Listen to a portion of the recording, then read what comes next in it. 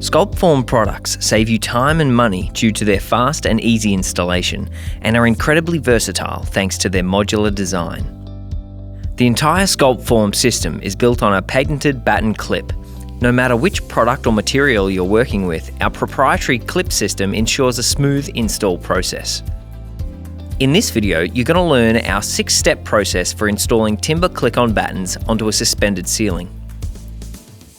This is what you'll receive as part of your order: acoustic backing, mounting track with pre-fitted clips, battens, these can either be timber or aluminium, TCR connector clips, batten removal tool, installation guide, joiner strips, some spare standard sliding clips to allow you to make any slight adjustments, and finally, track joiners.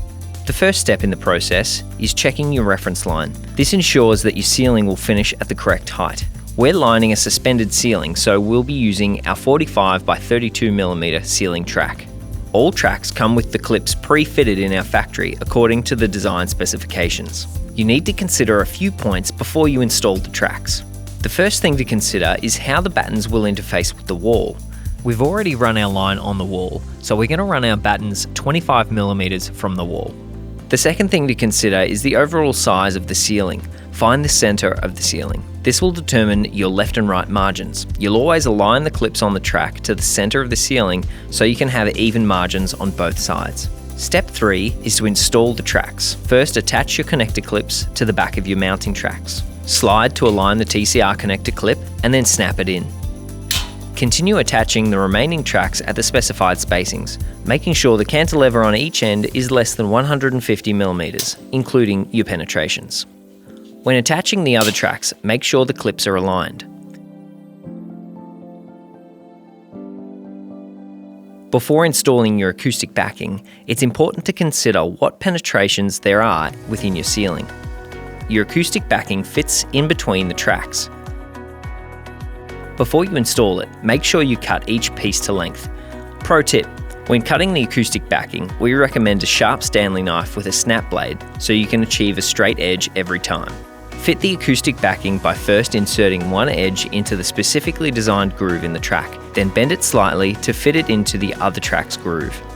If you need to use a tool to help guide the backing into place, ensure you don't mark the visible face of the backing.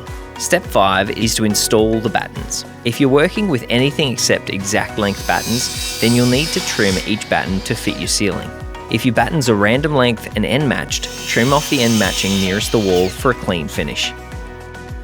In combination with end matching, a batten joiner is used to align the butt ends of the battens. The joiner slides into the dovetail groove at the back of each batten. To click on the battens, make sure the batten is aligned with all the clips. Finally, lightly hit the batten corresponding with each clip. Pro tip: it's best to use a dead blow hammer to install the battens. When using a dead blow hammer, you'll notice you only need to use a fraction of the force to achieve the same result. The alternative is a white-faced rubber mallet.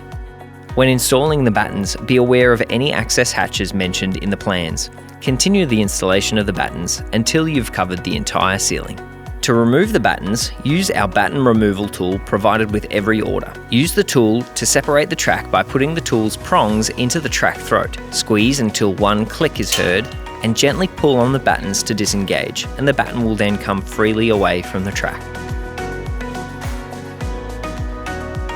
If you have any questions that we didn't cover in this video, then feel free to call us on 1800 008 828.